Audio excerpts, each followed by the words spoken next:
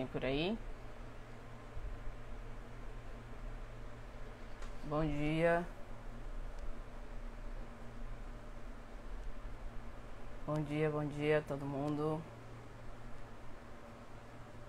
Estão me ouvindo bem? Se tiver, por favor, comenta aqui.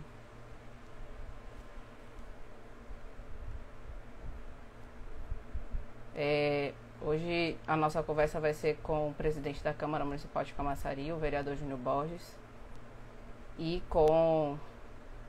para fazer um balanço, né, desses 100 primeiros dias de gestão.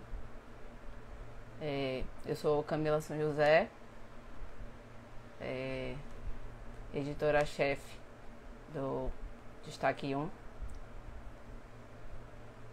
e nós vamos iniciar esse bate-papo aqui. Quem vai participar comigo também é Mirelle Lima, editora e repórter. Bom dia, tudo bem? Tudo bom, bom dia, como é que vai? Tudo bem. Vamos bater esse papo aqui. Isso. Tudo bom? Tudo bem. Abraço aí, Leniel, tá? Pode deixar. Como estava falando, eu ia fazer, né, esse bate-papo sobre os 100 primeiros dias de gestão. E já avisar quem está assistindo aí, se quiser enviar perguntas para participar da conversa, a gente vai fazer daqui no final. Bom, Júnior, já queria começar te perguntando sobre essa questão da pandemia, né? Recentemente, a Câmara aprovou em caráter de urgência, em sessão extraordinária, a inclusão de Camaçari no Consórcio Nacional de Prefeitos, né, para compra de vacinas, e tem debatido constantemente outras indicações ligadas à pandemia. Qual avaliação o senhor faz dessa atuação da Câmara, do trabalho conjunto dos vereadores até o momento, e o que mais é possível fazer nesse sentido?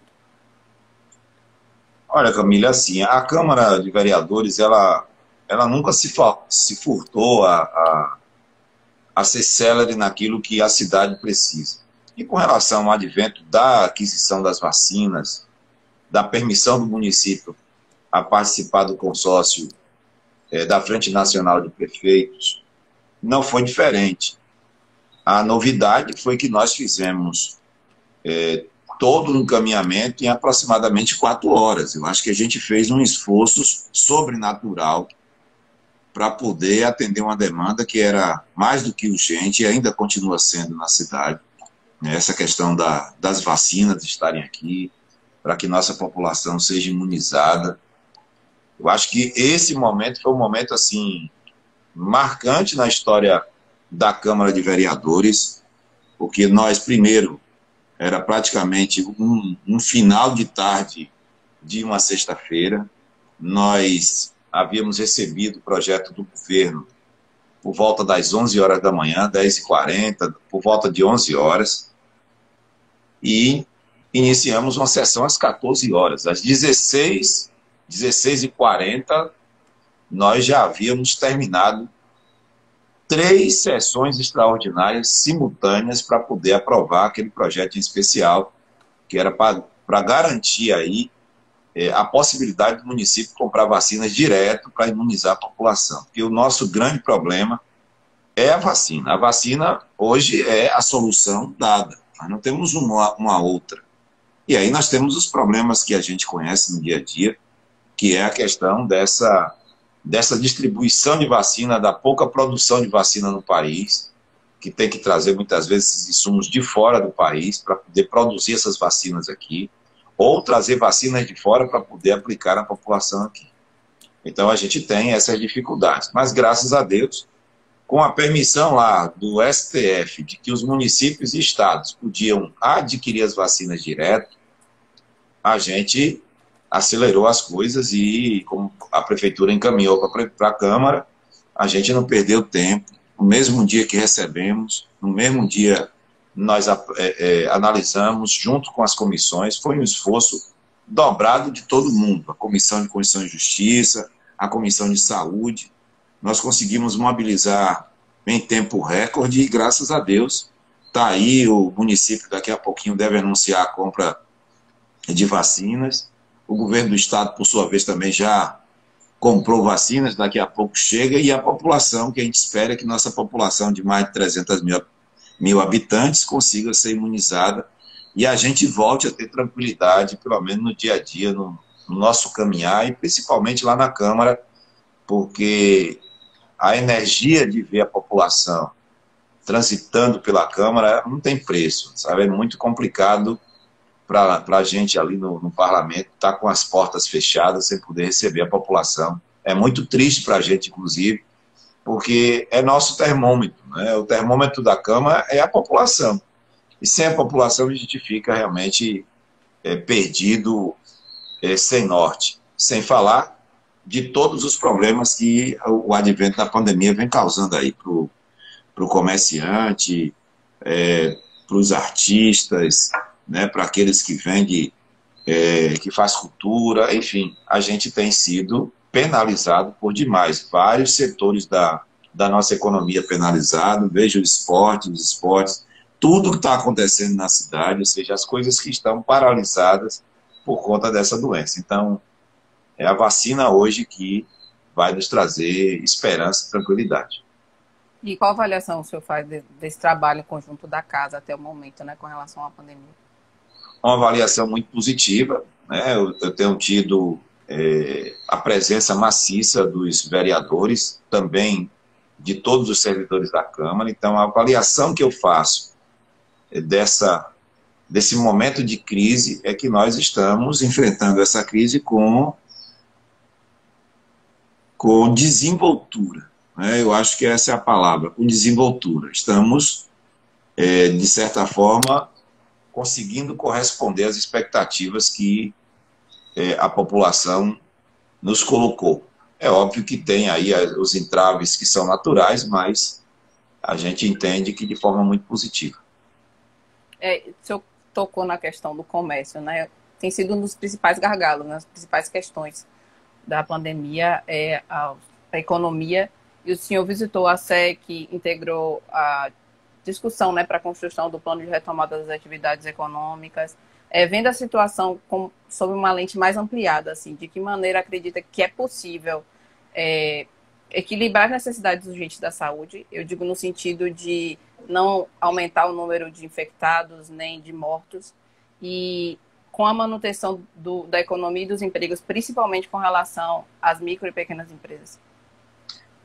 Olha, primeiro que o município precisa dotar a Secretaria de Saúde, ela precisa ter uma equipe de fiscalização muito maior, mas não é uma fiscalização para punir, uma fiscalização para ser punitiva, e sim uma fiscalização que possa ir aos estabelecimentos comerciais, orientar os empresários, orientar os consumidores, para que a gente consiga ter um mínimo de equilíbrio possível e evite, assim, um contágio maior de infectados, para que a gente não precise fechar nosso comércio, né? Ninguém aqui é a favor, eu não sou a favor de fechamento das atividades econômicas, e a gente precisa ter coragem de fazer o enfrentamento.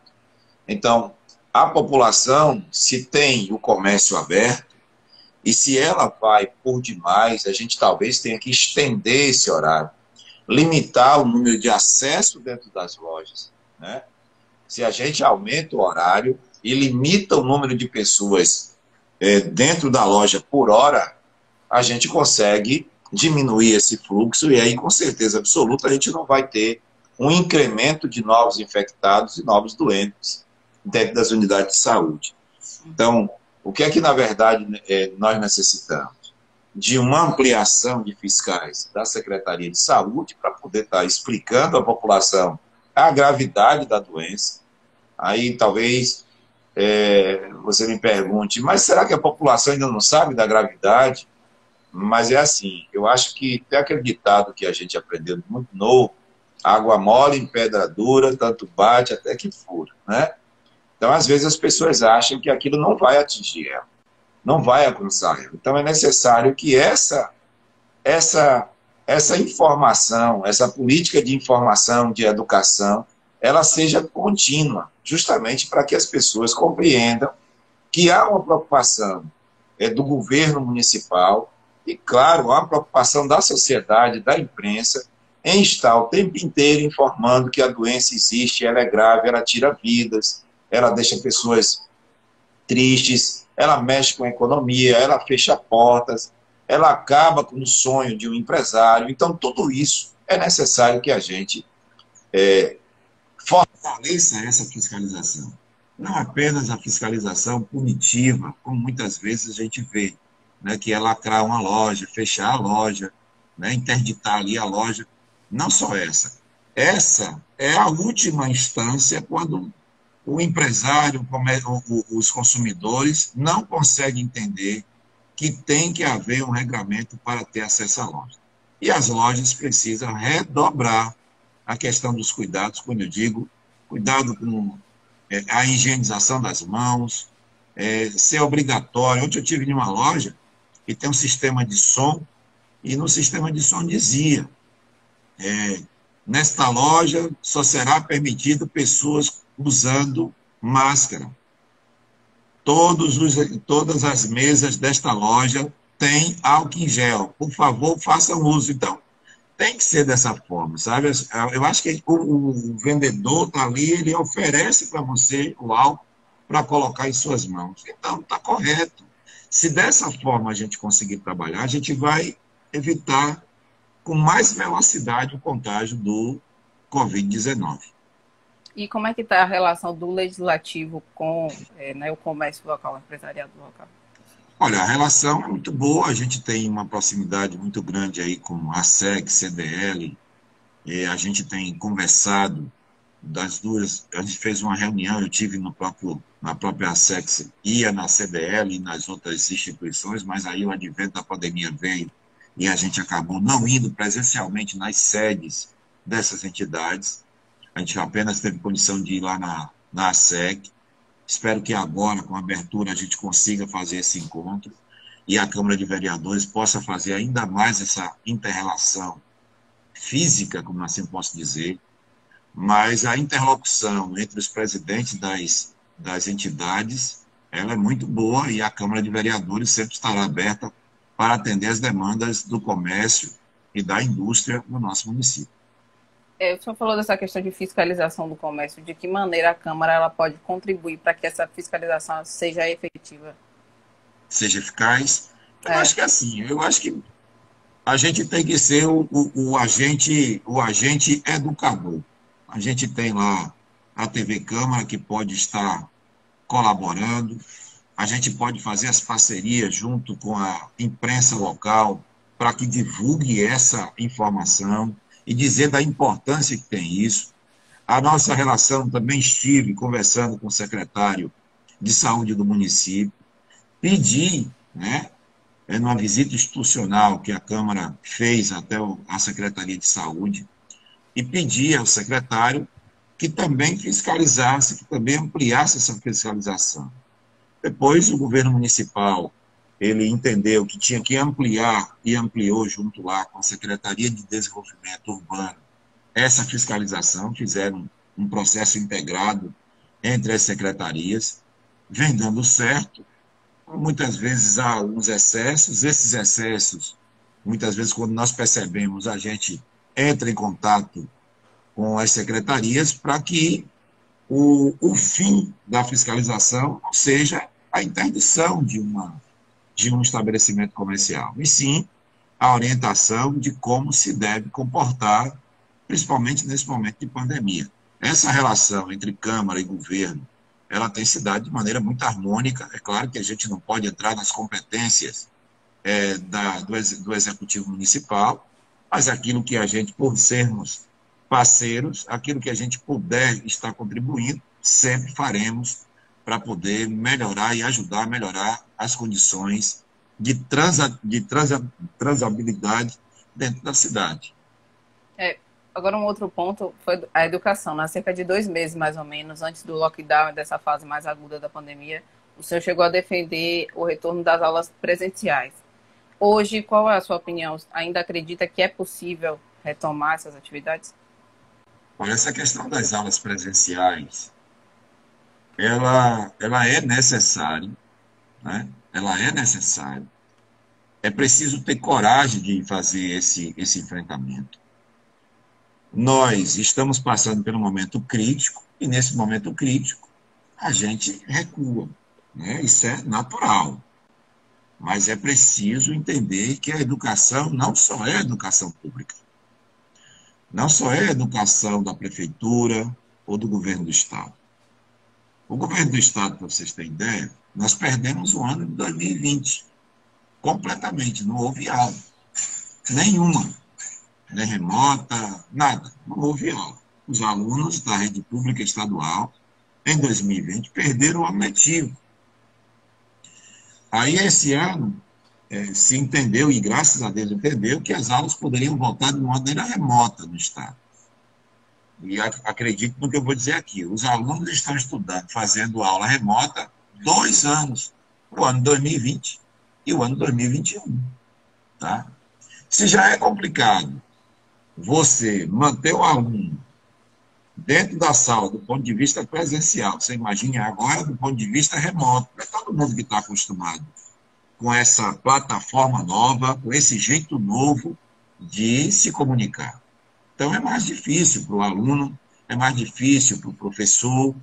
Há uma dificuldade, sem falar de que você tem aí lugares que não têm acesso à internet, né? Você tem zonas na própria cidade que o sinal de internet não pega. Tá? Você tem problemas de pessoas que não têm equipamentos para entrar em aula remota. Então, tudo isso é preciso ser medido. Isso do ponto de vista da rede estadual. Na rede estadual, o Estado banca as escolas. Na rede privada, quem banca o funcionamento das escolas é o cliente, é o consumidor. Esse consumidor, quando não tem segurança nessa plataforma digital, ele não paga. Ele não coloca seu filho, ele não matricula seu filho. E aquele negócio que gerava emprego e renda para a cidade, ele deixa de existir, ele fecha as portas, porque ele continua pagando os impostos que o Estado, a União e os municípios cobram dele. Então, eu não vou dizer a você que ainda não defendo a reabertura das aulas presenciais. Eu defendo. Agora, é óbvio que da mesma forma que o comércio tem que funcionar com fiscalização para observar as regras sanitárias, da mesma forma são as escolas. Se as escolas, por exemplo, a Câmara de Vereadores, essa semana ainda, vai ficar lá sem acesso ao público. Mas eu espero que a coisa continue caindo para que na próxima semana, da próxima semana que vem, a outra, a gente consiga abrir 30% do público do plenário. Então, se lá você tem 100 pessoas que podem ficar naquelas cadeiras, são 30 pessoas que vão ter acesso ao plenário. Se a escola, dentro da sala de aula, tem a capacidade de termos lá 40 alunos, e só pode ter 30% desses alunos na sala de aula, são 12 alunos na sala de aula. Então, a gente precisa compreender as coisas. Eu sei que tem gente que faz política com tudo, sabe? Faz política com tudo. Mas a gente precisa compreender que a gente tem que voltar à nossa vida normal, com todos os cuidados que a gente precisa ter. Eu sei da dificuldade que a imprensa tem, mas a imprensa não parou. Imagine se a imprensa para. Imagine como é que fica a vida das pessoas do ponto de vista de informação. Tivemos jornalistas doentes, contaminados com Covid-19? Tivemos professores que não foram para a sala de aula contaminados com coronavírus? Tivemos. O que a gente tem que ter é o cuidado, ou seja, é ter respeito pelas famílias que perderam pessoas, é ter respeito pela doença. Ó. Tem que ter cuidado, tem que fazer aquilo que a Organização Mundial de Saúde está orientando, fazer aquilo que a Secretaria de Saúde está orientando. Agora, a gente, não sei se vocês perceberam, logo na segunda-feira, se eu não me engano, dia 5, dia 5 agora, quando reabriu as atividades do comércio, uma loja estava lotada, com filas quilométricas do lado de fora, para poder ter acesso a essa loja. Estou falando de uma loja. E das outras lojas, quando estavam em lockdown, fechadas, que tinha mais de 100 pessoas dentro. Então, essa é uma situação que a gente precisa compreender que é nossa. Se eu tenho consciência de que se eu aglomero, eu facilito a transmissão do vírus, eu vou conseguir me afastar um pouco mais do processo da contaminação. Na educação, é a mesma coisa. Se eu consigo compreender que na sala de aula só pode ter 10 alunos, 12 alunos, eu não posso ter lá 15, 20, 30, 40. É questão, e aí vem a fiscalização. O acesso para entrar na escola, tem que higienizar os sapatos, tem que higienizar as mãos, né, na entrada, dentro da sala de aula. Esse controle, essa fiscalização tem que existir da escola e também dos fiscais da Secretaria de Educação, para manter Mas o o senhor não acredita que isso seja, o retorno das aulas presenciais envolve outras questões, para além de protocolos sanitários? Eu digo no sentido de muitas escolas, às vezes, não têm estrutura física, o básico, não tem uma ventilação adequada, são espaços pequenos, tem a questão da vacinação também, que os professores não têm previsão também para que sejam vacinados, não estão, né, nessa primeira fase como um grupo prioritário. Como é que garante a segurança dos alunos e dos professores? Eu digo, para além da questão pedagógica, né? E tem a questão também da escola pública, por exemplo, a realidade é diferente. Algumas pessoas, se infectarem, talvez não tenham nem como fazer isolamento em casa. Como é que pensa essas questões aliado à parte pedagógica? É assim. Primeiro que a gente tem, tudo é ciência, né? Eu acho que a gente tem que observar a ciência. Se a ciência aponta que o menor número de infectados são crianças, isso é a ciência que está dizendo. O maior número de pessoas que não são infectadas são as crianças. Então, um dia desse se dizia que se botar todo mundo da escola, a gente vai ter uma alta contaminação porque os meninos são transmissores da doença. E isso não é verdade. Se você for parar para olhar as estatísticas do número de mortes de crianças, você vai perceber que não há justificativa. O professor, ele tem que se resguardar, tanto é que o governo federal, aqui na Câmara, a gente até parou porque veio uma lei federal. Os professores terão que ser vacinados, né? E eles viraram categoria prioritária, justamente para que as coisas possam voltar à normalidade. Existe uma turma que está ficando doente em casa. Tem uma turma que está ficando doente em casa. Tanto crianças, como professores, como pais, estão ficando doentes. Essa não é a questão. Nós já temos mais de 300 mil mortes no Brasil, né? Mas a gente vai precisar ter que continuar a nossa vida. Júnior, você está aqui sendo negacionista? Não, de jeito nenhum. Primeiro que a gente tem que ter todos os cuidados, sim, que está sendo colocado. Mas tem que ter coragem de defender aquilo que você entende como certo. Ainda que eu seja vencido, tá? Respeito os professores. Quando nós lançamos, inclusive, um projeto falando sobre essa questão da vacinação dos professores, do retorno às aulas, eu fui criticado por alguns professores, né? E eu fui criticado, não está errado. Contudo, a gente precisa debater sobre isso. Precisa conversar sobre isso. Porque as aulas presenciais, está aí todo mundo entrando na justiça para voltar às aulas. Imagine, você está falando da escola, você chegou a falar aí da escola que não tem estrutura. A escola que não tem estrutura, ela não abre. Se a escola não tem estrutura, se a escola não tem ventilação, se a escola não tem condições de atender com os protocolos sanitários, essa escola não vai abrir. Mas e as escolas que têm? E como ficaria essa escola, então, que não teria condições de abrir? Ela não abre. ela Os não vai alunos. conseguir abrir, ela não tem estrutura. Agora, como é que eu posso pegar uma escola que tem estrutura e fechar ela com base da que não tem? É difícil.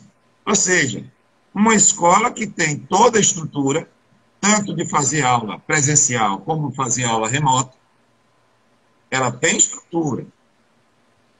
Aí eu não vou abrir, porque a escola do lado não tem ventilação, a escola do lado, as salas são pequenas, a escola do lado não tem estrutura para dar aula remota, e a escola que tem estrutura, porque ela não funciona. As faculdades privadas pararam de dar aula, ela parou de dar aula presencial, mas ela dá aula remota. E as escolas municipais do município, por exemplo, ela parou de dar aula presencial, mas continuou dando aula remota. Mas tem escola que nem isso tem, não consegue fazer. E agora? A gente vai penalizar as escolas que podem, em detrimento daquela que não pode? Não, a gente tem que, não pode usar as mesmas regras para todas. A gente tem que saber, olha, eu tenho aqui 100 escolas. Dessas 100 escolas, 20 não pode, não tem como funcionar. Porque são escolas inadequadas, e por ser escolas inadequadas, não deveria nem estar funcionando, até antes mesmo da pandemia. Então, o que faltou? Faltou o poder Estado. Quando eu digo poder Estado, é a educação, as secretarias de educação, fazer visitas, fiscalizações nessas unidades escolares, ver como é e qual é as condições que aquela unidade escolar tem para poder estar levando, oferecendo ensino, privado ou não, para as pessoas. Então, a gente tem um monte de problema que estava lá atrás e que estão à tona e que é necessário ser discutido. Os sindicatos de professores precisam participar disso, mas sem a estrutura do viés político partidário. A gente tem que estar discutindo essas questões do ponto de vista do crescimento da educação, do aprendizado do aluno, porque ele precisa aprender. A gente precisa sair da condição que estamos do ponto de vista do IDEB, da cidade. Né? A educação precisa avançar. Pode avançar de maneira remota? Pode. Pode. Agora, e tudo leva a crer,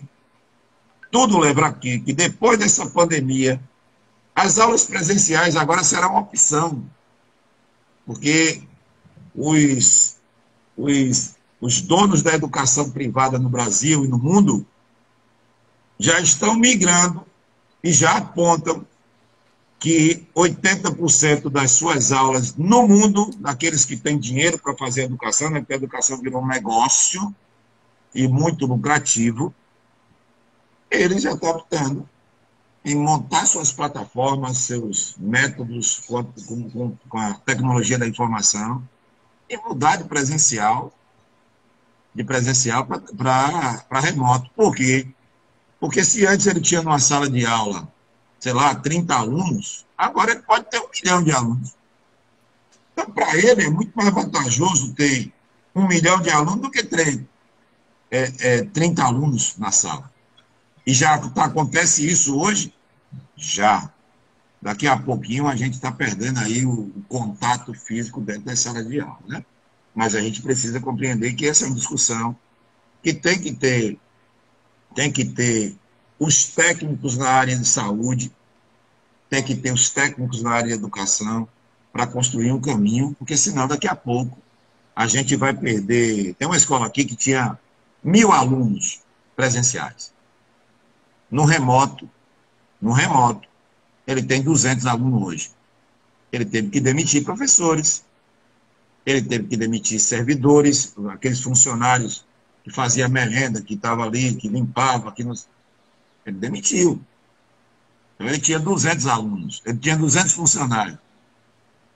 Hoje ele tem 20 funcionários. Então, quem perde com isso somos nós, a população perde, porque perde posto de trabalho. Então, eu tenho que ser realista e dizer o seguinte: a escola pública precisa voltar a ter aula presencial? Precisa, mas com segurança no momento adequado. A escola privada precisa voltar presencial? Precisa, da mesma forma que a escola pública. eu não sou irresponsável para fazer uma fala aqui que tem que voltar do jeito que está. Não. E mesmo do jeito que não está, mesmo abrindo as situações hoje, por exemplo, o comércio voltou. O comércio voltou. Mas a educação lá, se você for parar para analisar, fazer uma comparação, não é um comércio. O cara não vende o serviço dele. É o serviço dele que é vendido. O serviço é educação. A gente, quando diz que tem que transformar a educação em serviço essencial, é para que tenha prioridade na vacinação dos professores, para proteger os professores.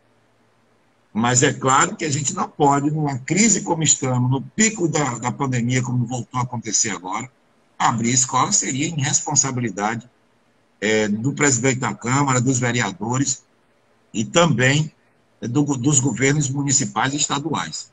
E isso não aconteceu. No momento que a gente precisa voltar a recuar, tem que voltar a recuar. Aproveitar aqui e fazer uma pergunta de Daiane Reis, está assistindo a gente aqui, e ela fazendo uma pergunta, os alunos que pegam transporte superlotado, como fica? Como é que você falou? Sobre os alunos que teriam que pegar, né, o transporte superlotado, como ficaria essa situação? É outra situação, ou seja, não só é aluno que pega ônibus lotado. Aí é uma questão de elasticidade do serviço. Se nós temos e precisamos sair, se a gente não precisa sair de casa, não vamos pegar ônibus. Mas se a gente tem uma necessidade de ir para o trabalho, de ir para a universidade, de ir para a escola, se eu tenho de uma linha que geralmente, normalmente, essa linha atende, sei lá, 1.000 pessoas por dia, e essa linha, o número de ônibus faz com que essa lotação fique lotada, eu tenho que abastecer o número de pessoas, de ônibus. Eu tenho que abastecer.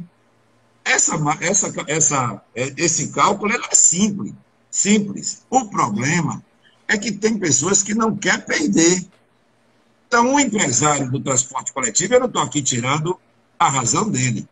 Ele não quer perder. Mas o transporte coletivo é uma concessão do município. O transporte coletivo intermunicipal da região metropolitana é uma concessão do Estado.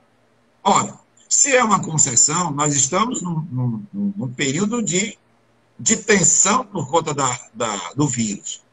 Amigo, se você roda com 100 ônibus, você vai ter que dobrar isso. Ah, mas eu vou ter prejuízo. Todos nós estamos tendo perdas. Todos nós. O povo está tendo perdas dentro de suas próprias casas. O comércio está tendo perda. A educação está tendo perda. A economia perdeu com essa doença. E agora é um esforço de todo mundo. Todos têm que se sacrificar um pouquinho, para que lá na frente a gente consiga ter mais tranquilidade. Porque imagine, eu mantenho 100, você precisa se locomover para o seu trabalho, para a sua escola, né? Então precisa melhorar. Camaçari, sobre transporte público, a gente sabe que nós temos uma deficiência no transporte público de Camaçari. Isso é uma questão histórica na nossa cidade. Tá?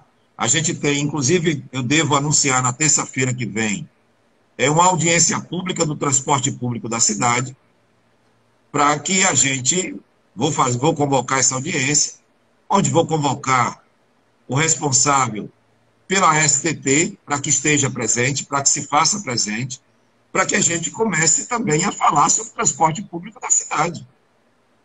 Nós não temos transporte público na cidade. Nós temos, sim, as cooperativas, que são guerreiros que fazem isso. Nós temos aí a figura do ligeirinho, que é um transporte hoje clandestino, irregular, e que precisa parar, sentar para poder resolver. A gente tem os mototáxis. A gente tem os sofridos taxistas da cidade, que a cada dia só perde espaço. E assim, mas o problema é que toda vez que vamos conversar sobre essas coisas, as pessoas querem fazer política sobre isso. E a política que tem que ser feita tem que ser sem partido. Tira os partidos, e vamos fazer a política da resolução do problema. Mas não é politizar algo que já é crônico de anos. A vida do transporte público em Camaçari, uma empresa pediu para ir embora, porque não é viável. Ou seja, e não está difícil, não está sendo difícil aqui não está sendo difícil em outras cidades. Eu tenho questionado em outras cidades como é que está funcionando. E a coisa não está fácil. Então, essa questão de superlotação do município, no município, ela não é uma novidade por conta da pandemia. Ela já existe antes mesmo da pandemia. Uma realidade constante. O que a Câmara de Vereadores precisa e tem feito é solicitado do governo municipal que seja ágil na questão do processo licitatório do transporte público municipal. E nós, é claro, aí Câmara de Vereadores, imprensa, importantíssima a participação da imprensa, porque a divulgação disso, as informações vão chegar e as ideias também chegam, para que a gente construa os modais necessários para que o transporte público não seja tão lotado e tão sacrificante ser feito pelas cooperativas ou pelas empresas que vierem participar desse processo de licitação aqui. E a gente precisa entender como vai funcionar isso. É convidar os atores principais desse processo, que é a sociedade, que é a STT, na figura lá do seu superintendente, o coronel Alfredo Castro, o Ministério Público, a Câmara de Vereadores e o Poder Executivo. Isso não pode faltar, tem que existir. E temos que conversar. Eu quero poder contribuir com isso. Né? Não quero ser um impositor, aquele que defende uma ideia só. Não, eu não defendo. Eu quero ser aqueles que defendem todas as ideias e que cheguem no senso comum, onde todo mundo ganhe. Ou ganhe minimamente, entendeu? Eu vou fazer mais uma pergunta de Rosângela, também está acompanhando a live aqui. Ela pergunta, gostaria de perguntar quais ações efetivadas pela Câmara para tratar da saúde dos munícipes em tempos de pandemia, lembrando que os moradores da cidade são cometidos com outras doenças. A Câmara de Vereadores tem uma comissão de saúde, né, liderada pelo vereador Val Estilo, o vereador Niltinho e a vereadora Fafá de Senhor.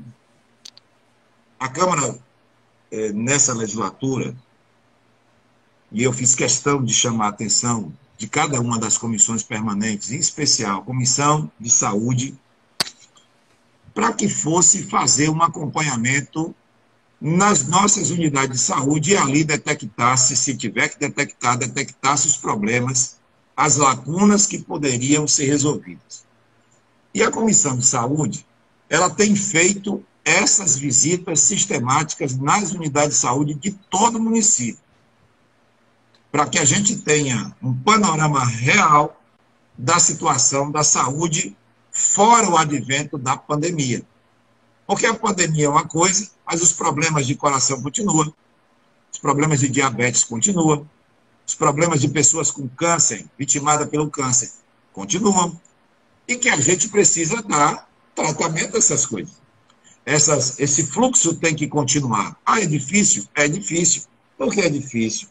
Porque muitas vezes você vai tirar a equipe que estava atendendo essas demandas para dar um suporte ao Covid. Eu sei, mas a gente precisa encontrar um caminho que a população que está doente, necessitando de um atendimento médico, continue tendo seu atendimento médico. Porque o Covid mata, mas o câncer também mata. Né? O Covid mata, mas a diabetes também mata se não for tratada. A gente precisa equacionar as coisas. Eu sei que a gente vai perder do ponto de vista de equiparação, mas a gente precisa não deixar de olhar para o outro lado. As pessoas continuam dando à luz. As mulheres engravidam. As mulheres precisam fazer pré-natal. Né? Precisa ter acompanhamento psicológico. As coisas não podem parar em detrimento do Covid. O Covid é uma doença que a gente tem que tratar de maneira diferenciada, mas as rotinas da saúde pública, elas têm que continuar. Remédios, eu sei que, para você ter ideia, está faltando insumos no Brasil, de remédios simples, como remédio losartana, né, de remédio simples, aquilo que um paciente que tem pressão alta precisa fazer uso diário, contínuo. E esses medicamentos, muitos deles estão faltando porque está faltando insumos no Brasil. E aí falta na farmácia popular, na farmácia gratuita, 24 horas. Aí, por isso que eu falo, nesse momento, eu acho que as pessoas têm que se desapegar da questão da política partidária. E começar a entender que, nesse momento, todo mundo tem que estar unidos, oposição e governo, para cuidar da vida do nosso povo, da nossa gente. Se a gente tem boas ideias, passa a ideia. Eu sempre fui da teoria de que qualquer ideia, venha de onde vier, seja para melhorar a vida do povo, que a gente pegue, que a gente copie, que a gente faça, não tem problema nenhum. Eu não tenho nenhuma vaidade com isso, né? Se a ideia veio de um... Vou botar o extremo, tá? Petista e democrata. Se a ideia veio de um petista, porque a oposição não pode ser feita porque, se é uma boa ideia, se pode ajudar no combate do coronavírus ou melhorar o fluxo de atendimento da nossa população diante. Não tem problema nenhum. Eu não acho que nós estamos aqui para cuidar das pessoas. O político, essencialmente, ele tem que entender que ele está ali para servir o povo, servir a população. Se ele entrar na política para achar que vai ser servido, ele está no caminho errado e acho que escolheu o pior momento para entrar no processo da política. O político, ele é um servidor da população. Ele não pode se achar que ele tem que se servir primeiro, tem que ser o porreta, não. O político é para servir a população, cuidar dela. E isso a gente tem falado constantemente. Esse momento é a hora de baixar as armas, todas elas, e cuidar do nosso povo. Já está aproximando de quase uma hora aqui para tratar sobre outros assuntos. O senhor chegou a montar, né, a frente parlamentar com o presidente de Câmara da região metropolitana e de cidades vizinhas. Em que pé anda esse projeto? Tiveram outros encontros? Como é que está isso hoje? A gente teria um encontro na cidade de Lauro de Freitas, com a presidente da Câmara de lá, e nós fizemos um roteiro para ser executado a partir de março. Foi todo prejudicado, porque as câmaras todas entraram, praticamente todas entraram nessa questão dos acessos remotos. As sessões eram basicamente todas virtuais, assim como a nossa aqui. Então, foi prejudicado. Agora, com a retomada aí do processo da economia, a gente começou a flexibilizar. Então, aqui em Camaçari, por exemplo, na última terça-feira, nós fizemos sessão presencial sem público. Semana que vem ainda vamos fazer dessa forma, terça e quinta-feira também sem público, mas na semana seguinte a gente já pensa em fazer, já abrir 30% do público, da capacidade, colocar ali. Já pensa em abrir as sessões.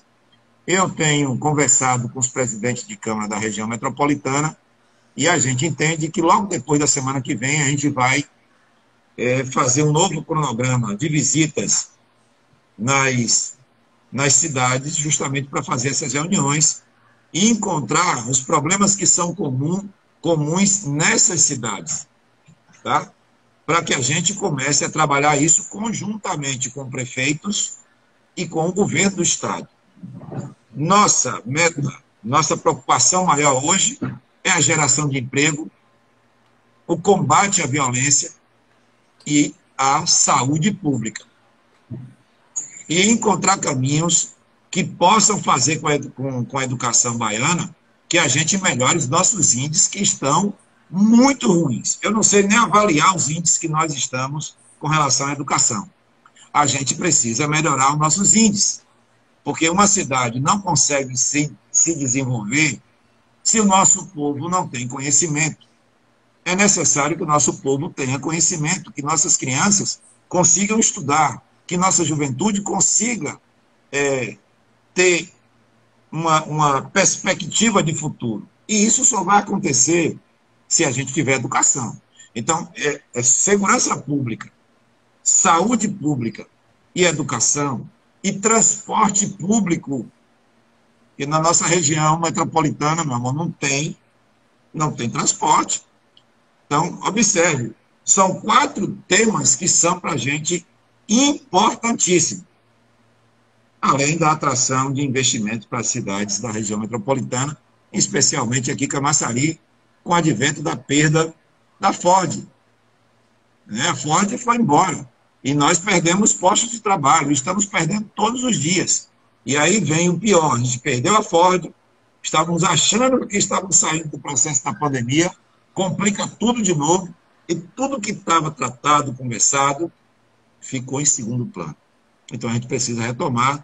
Na semana que vem, eu retomo meus contatos com empresários da área industrial, retomo meus contatos com empresários da área educação, retomo meus contatos, porque a gente precisa, eu preciso de, como Câmara, colaborar para que Camaçari e cidades vizinhas possam, da nossa região metropolitana, possam também continuar crescendo.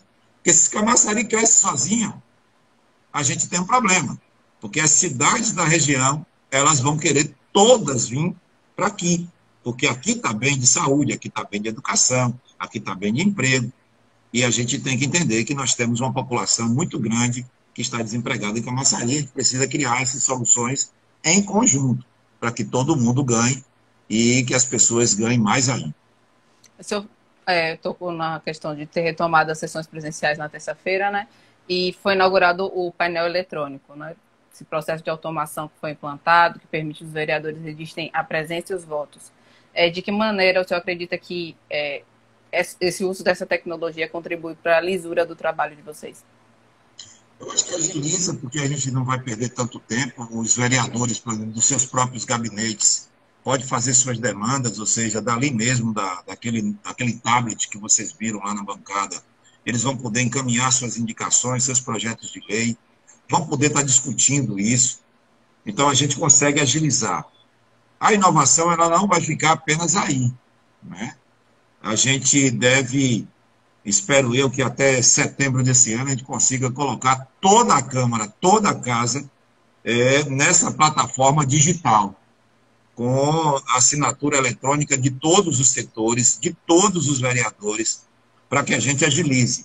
Se a gente gasta 1 milhão de folha de papel ofício, tá? Que eu não tenho nem esse número, mas acredito que seja muito mais do que isso, a gente vai reduzir isso a 99%. Então, observe que nós vamos estar usando a tecnologia para ajudar a Câmara a ser mais ágil nas ações que ela precisa ser. No dia de ontem eu recebi 3 projetos do governo, projetos que são importantes para a habitação, para a saúde, para a construção do Hospital Público Municipal, tá? Esses projetos são importantes para a cidade e a gente precisa agilizar isso. Eu posso fazer sessão presencial, como hoje eu posso fazer sessão remota. Então, se eu tiver com essas coisas interligadas, porque um vereador pode viajar, por exemplo. Um vereador pode estar fora da cidade. E se ele estiver fora da cidade e eu não tiver condição de fazer sessão presencial, eu vou fazer sessão híbrida. Uma sessão, gente aqui presente e gente virtual. E vai estar válido da mesma forma, porque teremos assinatura eletrônica, a assinatura digital de cada um dos vereadores e também dos servidores da casa. Então, a gente vai ter legitimidade para isso. Então, a gente está buscando, sim, tecnologia para a Câmara de Vereadores, quer inovar com isso, quer fazer com que a imprensa tenha acesso mais rápido a tudo aquilo que está tramitando na Câmara de Vereadores. Nós estamos no século XXI, não é mais possível que as pessoas não tenham acesso ao que os vereadores estão fazendo. Tem que ter acesso.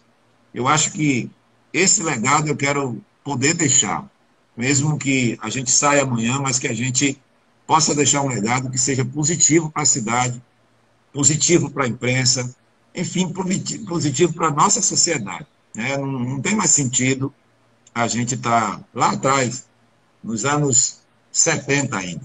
Vamos ter que avançar um pouco Eu sei que eu tenho pouco tempo aí na condução da casa, mas eu espero entregar para o meu sucessor uma Câmara diferente daquela que eu encontrei, não porque os presidentes antigos não tenham feito. Não, fizeram aquilo que podiam, da forma que podiam. A gente compreendeu que a gente tem que focar a energia na tecnologia da informação, para que essa informação seja útil e chegue à nossa população.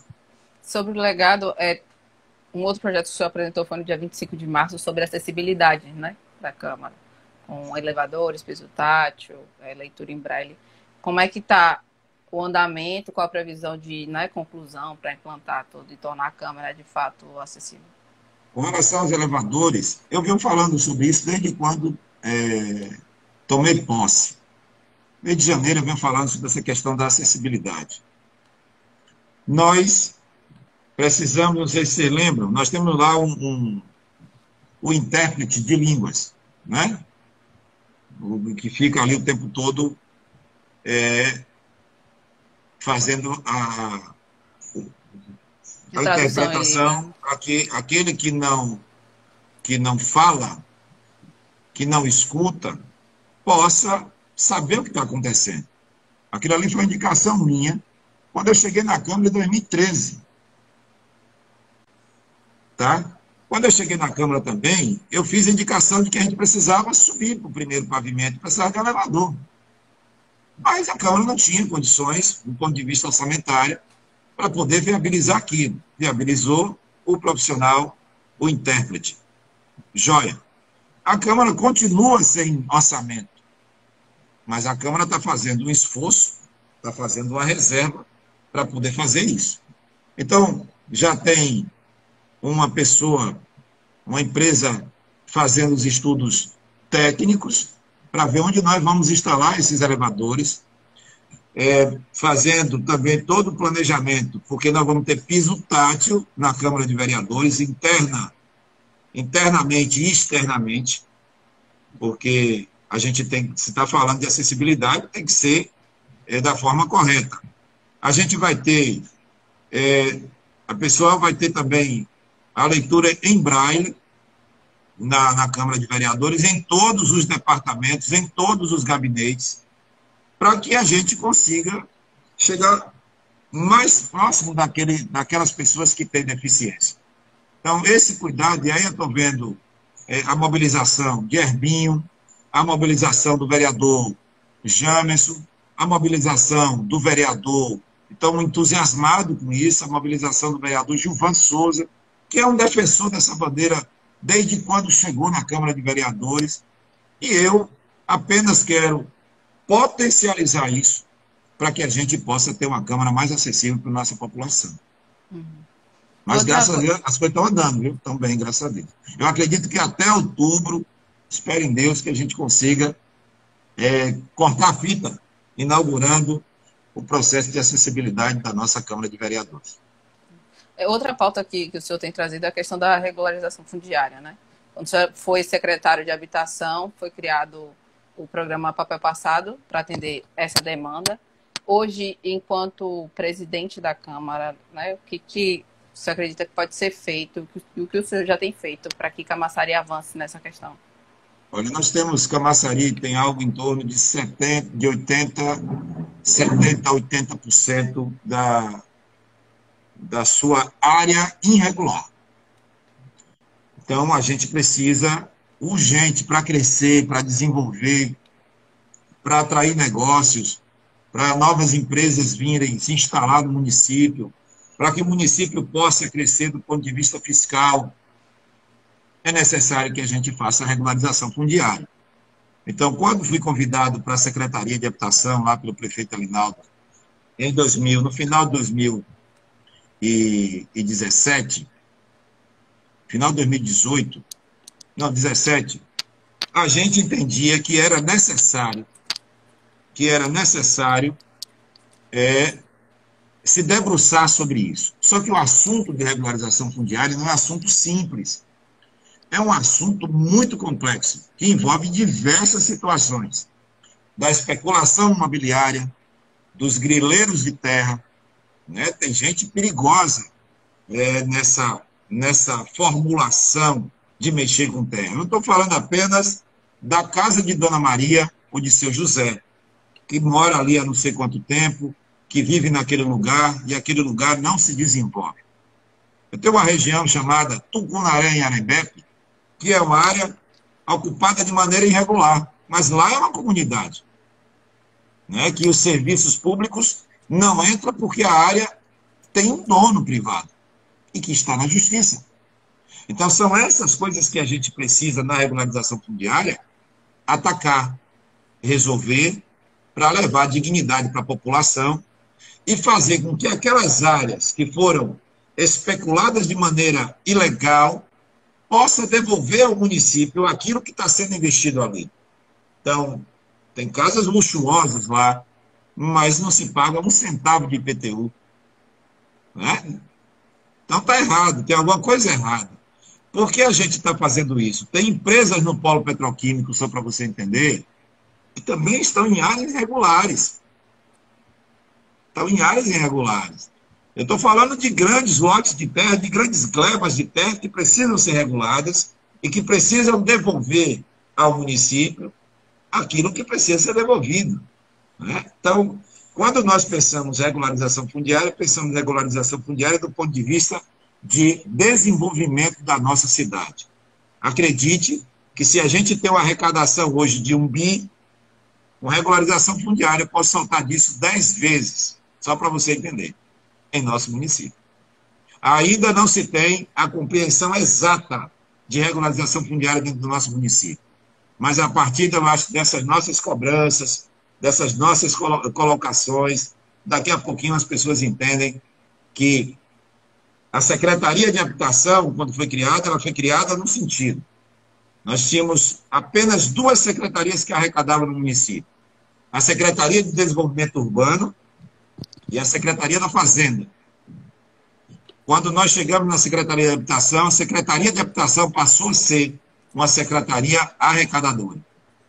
Talvez ainda as pessoas não tenham se apercebido disso, mas elas vão se aperceber a partir do momento que a gente tiver muito mais investimentos ligados à habitação de interesse social no nosso município. A gente consegue atender a cidade, porque ela cresce, e consegue chegar perto daqueles que mais precisam. Bom, a gente já está se aproximando de 1 hora aqui. Antes das considerações finais, queria perguntar sobre o cenário eleitoral. Né? No que vem a gente tem as eleições federal e estadual, e 2024, na próxima. Eu queria saber se o senhor pretende se candidatar a deputado e se sim, se vai permanecer no DEM. Olha, eu ainda não posso te dizer isso, mas que eu faço parte de um grupo, sou um soldado desse grupo, sou liderado pelo prefeito Alinaldo. O prefeito Alinaldo ele tem acertado nas decisões que toma, e toma em conjunto conosco. Então, eu sou um soldado. Se o grupo político entender que a gente tem que ser candidato, seremos candidatos. Mas eu não posso dizer para você que vou, que não vou, ainda não posso dizer isso, porque depende do nosso grupo político, de uma discussão desse grupo político, daquilo que Camaçari prospecta para o futuro. Né? Nós temos 2 eleições importantes, que eu posso dizer para você que nós, aqui em Camaçari, vamos estar trabalhando para que o prefeito, o ex-prefeito de Salvador, ACM Neto, seja nosso candidato a governador da Bahia, e que a gente possa transformar a Bahia em um outro cenário que possa dar condições à nossa população, porque a gente entende que o jeito que Neto implementou em Salvador para governar, ele foi positivo, e acho que esse jeito de governar de Salvador pode se estender ao nosso estado da Bahia. Em Camaçari, a gente tem que aguardar um pouco as definições do ponto de vista, e nós não estamos discutindo ainda a política por conta da pandemia, mas acredito que daqui a pouco o prefeito, o nosso líder em Camaçari, deve chamar todo mundo, chamar seu grupo político, e sentar para discutir possíveis candidaturas. Nós temos aí nomes colocados, como o nome da primeira-dama, que é um nome importantíssimo, que surgiu de maneira natural, não foi nada forçado. Nós temos aí o nome do ex-prefeito Helder Almeida, que também está sendo ventilado na cidade. Nós temos o nome do nosso querido eterno prefeito da cidade, Tude, que também está sendo colocado, e de algumas lideranças políticas que também colocam seus nomes. Eu acho que a gente, nesse momento, tem grandes quadros políticos da cidade que podem, sim, ser colocados como candidatos, e eu estou lá na Câmara e quero continuar na Câmara fazendo o trabalho que a mim foi confiado pela população quando me elege vereador, e também confiado pelos vereadores daquela casa, como me colocam como gerente dela, me colocam como presidente. E como tal, eu tenho que, nesse momento, focar nos cuidados que eu tenho que ter com a Câmara de Vereadores e com o nosso povo. Agora, se for chamado, se for convocado pelo povo e pelo meu líder, não tem jeito. Chamou, a gente vai. Não tem para onde correr. Bom, eu queria que o senhor fizesse as considerações finais para a gente encerrar aqui, agradecer a sua presença. Olha, eu quero agradecer demais a vocês, tá, por essa oportunidade. Estou muito feliz nesses quase 100 dias aí, né, já da nossa gestão lá na frente da Câmara de Vereadores. Feliz porque a gente está conseguindo ver surgir uma nova Câmara, surgir uma nova roupagem, uma Câmara que tem a disposição de estar mais perto das pessoas. Eu gostaria de estar muito mais. A Câmara de Vereadores gostaria de estar na comunidade da Tiririca, gostaria de estar no Lodo, nas Baratas, gostaria de estar lá, mas por conta desse advento da pandemia, a gente ainda não pôde fazer as nossas sessões itinerantes. Eu gostaria de estar lá na Lama Preta, fazendo a sessão lá com o povo.